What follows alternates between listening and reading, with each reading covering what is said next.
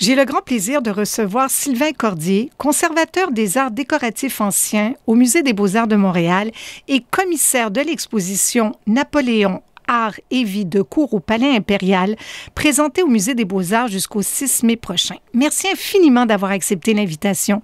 Merci beaucoup pour cette invitation. Je suis très heureux d'être là. Je dois vous avouer quelque chose, Monsieur Cordier. À chaque fois que je vais au musée, soit dans les nouvelles salles, les anciennes et tout, et que je vous vois dans la salle Napoléon, parce qu'on en a une, vous êtes un fanatique. Est-ce que vous aimez Napoléon ou est-ce que c'est un hasard qu'on vous ait confié les rênes de ce commissariat? Alors non, ce n'est pas un hasard. Je ne dirais pas que je suis un fanatique de Napoléon, loin de là. Mais en revanche, en tant qu'historien et historien de l'art, je m'intéresse beaucoup à la période de la fin du XVIIIe siècle et du début du XIXe siècle, qui est évidemment extrêmement marqué par ce personnage. Mais j'ai plus un intérêt d'historien pour la période que de véritable fascination pour le personnage lui-même, qui porte sa part d'intérêt extrême, mais il n'est pas le seul personnage fascinant de l'époque. Non, c'est plus la période, moi, qui m'intéresse vraiment. Mais c'est quand même particulier parce que je suis restée au moins 2h30 à voir cette exposition que je trouve magnifique, d'une réussite Merci. De A à Z, mais vraiment 400 et quelques œuvres, oui. Des objets d'art anciens, des choses extraordinaires. Et d'ailleurs, je vais vous demander tout de suite après comment vous avez réussi à les avoir.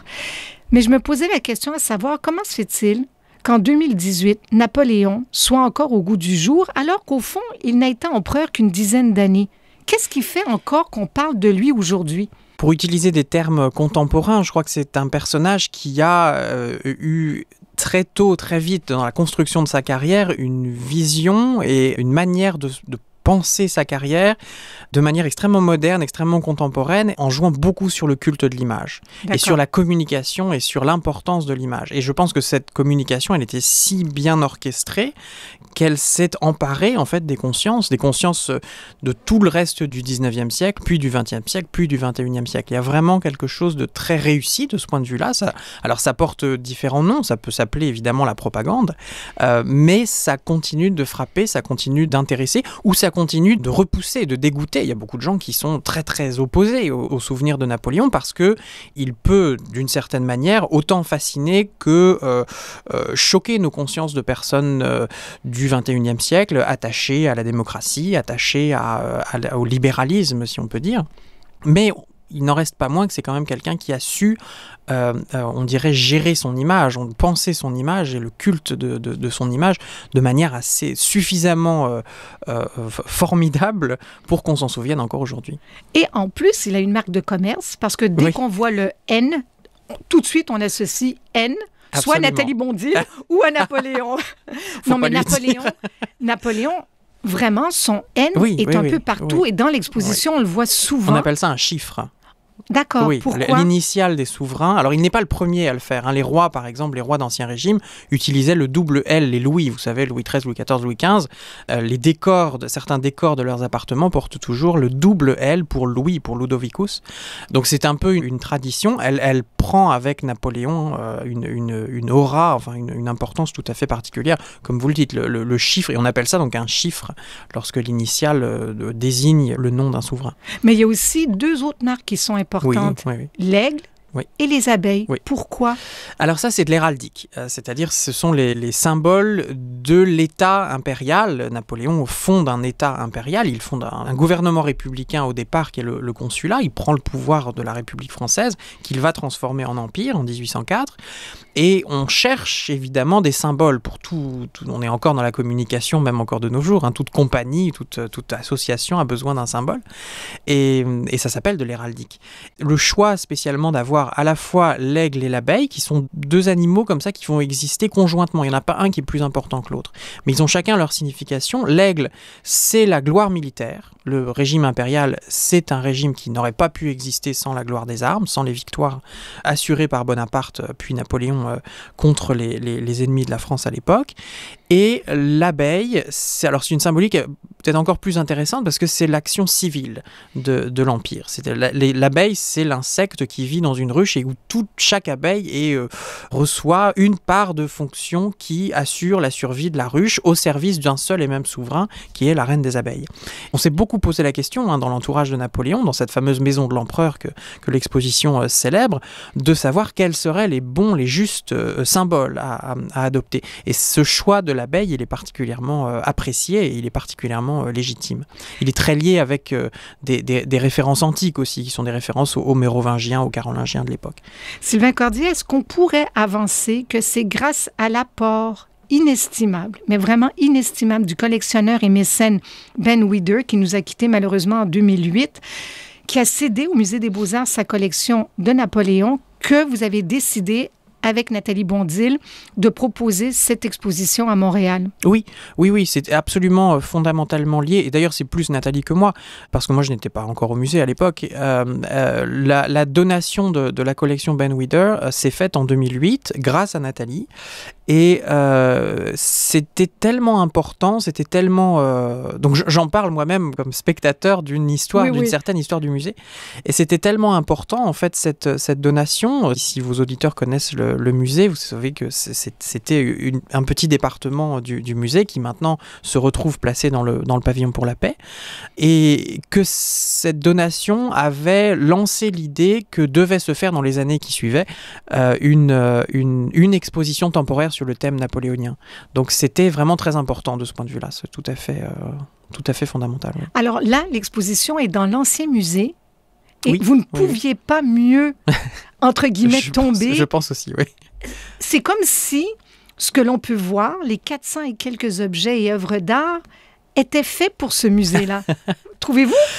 Oui, enfin, je suis très heureux, très satisfait, effectivement, qu'on ait pu profiter du décor néoclassique. C'est très intéressant. Tout est une affaire de néoclassicisme, tout est une affaire de style. Le bâtiment, ce que vous appelez le bâtiment ancien du musée, c'est le pavillon Ornstein, qui est un bâtiment qui date du début des années 1910, dans les dernières années du néoclassicisme.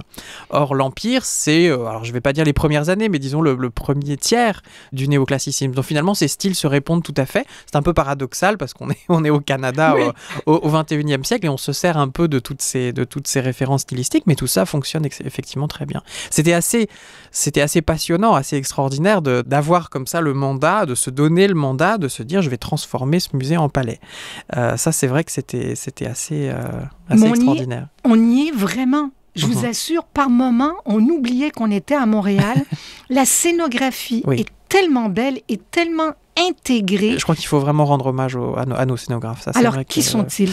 Eh bien, alors, tout se fait, en général, c'est le cas au musée, tout se fait sous la direction de notre scénographe, qui est Sandra Gagné, qui a beaucoup travaillé dans les mois qui ont précédé pour justement concevoir quelque chose qui soit juste et efficace, qui soit à la fois légitime du point de vue du sens, et puis moderne, et puis audacieux, et puis un petit peu comme ça. Audacieux, pour moi, serait le mot légitime.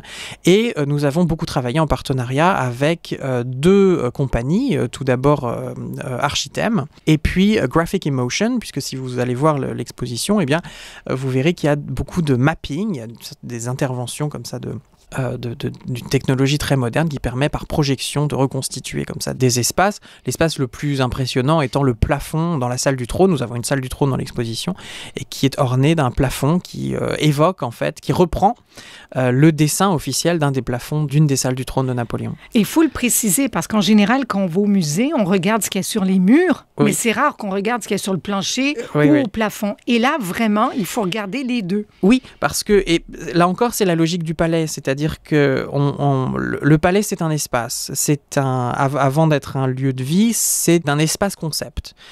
Et pour que cet espace concept renvoie véritablement la logique du pouvoir que souhaite le souverain qui occupe ce palais, eh bien, il faut absolument concevoir, penser chaque centimètre carré, j'ai envie de dire, pour que tout participe à la mise en pouvoir, si je puis dire, de cet espace. Et donc, les plafonds, et notamment dans la tradition française, les plafonds sont extrêmement importants. Ça aurait été, je pense, c'était fondamental, vraiment, de se doter d'un plafond palatial, d'autant qu'en plus, ça nous permettait de faire appel à une technologie moderne, donc, enfin, contemporaine. Donc, c'était d'autant plus intéressant comme ça de lier les périodes. Sylvain Cordier, 5 ans de travail, Oui. pour en arriver à ce résultat qui est d'une grande réussite. Ah, merci. Vous avez une 50aine de prêteurs. Oui. Qui sont-ils? Est-ce qu'il y en a aussi des privés? Oui, il y a beaucoup de prêteurs privés, et notamment pour montrer des œuvres qui ont très rarement été montrées, voire jamais montrées. Les prêteurs les plus importants du point de vue du nombre des œuvres sont des prêteurs évidemment français, on s'en doute, avec 2 partenariats tout à fait particuliers. D'abord avec le château de Fontainebleau, et puis une institution qui est assez peu connue, qui s'appelle le Mobilier National en France, qui est l'institution qui a hérité de l'ensemble des collections d'art livrées justement par ces palais des différentes monarchies qui ont régné sur la France, qui en fait a évolué en une institution qui est responsable de l'ameublement des palais de la présidence de la République et des ambassades et des ministères encore aujourd'hui. Donc qui est dépositaire d'une collection extraordinaire, très peu connue, d'objets d'art et d'art décoratif, et ce qui me fait dire que vraiment cette exposition non seulement est la première fois, la première occasion en Amérique du Nord de voir autant de chefs-d'œuvre liés à l'époque de Napoléon, mais c'est aussi assez fréquemment en fait la première fois que l'on voit dans le monde entier, n'importe où, y compris en France, ces œuvres-là, parce que le Mobilier National n'a pas de vocation muséale, donc ils exposent de temps en temps leur collection, mais la plupart des choses qu'on montre de leur collection sont montrées pour la première fois. Alors Fontainebleau, c'est ce que l'on peut voir aujourd'hui, mais ce n'était pas la seule résidence de Napoléon et des anciens rois. Oui. C'était la 3e. Pour Napoléon, qu'est-il advenu des autres résidences? Alors les autres principales résidences de Napoléon, c'est le palais des Tuileries qui se trouve à Paris et le palais de Saint-Cloud qui se trouve un petit peu à côté de Paris. Et Fontainebleau en fait est la 3e. Si vous voulez, il y a une hiérarchie des palais de l'empereur. Fontainebleau arrive 3e. C'est vous dire qu'il y avait des palais encore plus somptueux, encore plus extraordinaires. Ces palais, ils ont été un peu victimes de l'histoire du 19e siècle et notamment des révolutions du 19e siècle qui ont suivi l'Empire et notamment, tous les 2 ont été détruits, rasés en fait par 2 incendies à la fin du Second Empire, c'est-à-dire en 1870.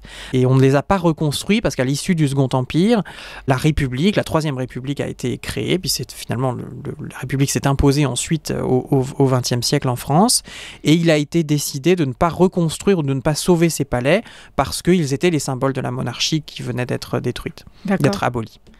Comme vous êtes commissaire pour l'exposition de Montréal et qu'elle partira ensuite en tournée, est-ce que vous allez les suivre? Oui, bien sûr. Oui, ça fait partie du commissariat. C'est aussi un grand plaisir que d'adapter l'exposition aux autres musées qui nous ont fait confiance, alors qui sont le Virginia Museum of Fine Arts aux États-Unis, toujours aux États-Unis, ensuite le Nelson Atkins Museum of Art de Kansas City, et puis en dernière partie le château de Fontainebleau, donc en 2019. À partir d'avril 2019, est-ce que pour chacune de ces expositions et de ces étapes, les gens pourront voir à peu près la même chose ou est-ce qu'il risque d'y avoir des petites variantes? Alors, pour les 2 étapes aux États-Unis, c'est à peu près la même exposition. Il y a des œuvres, malheureusement, quand on n'a pas pu étendre le prêt, mais on a essayé toujours de les remplacer par des choses aussi intéressantes.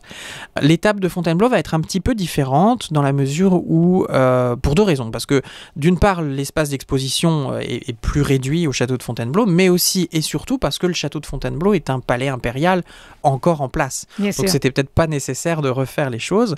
Donc, on va être beaucoup plus synthétique dans l'exposition de Fontainebleau et on va penser l'exposition de sorte que le public ait un bagage pour ensuite faire l'expérience des grands appartements que l'on peut visiter lorsqu'on est visiteur du château de Fontainebleau. C'est une exposition à voir, seule, en famille, d'y retourner.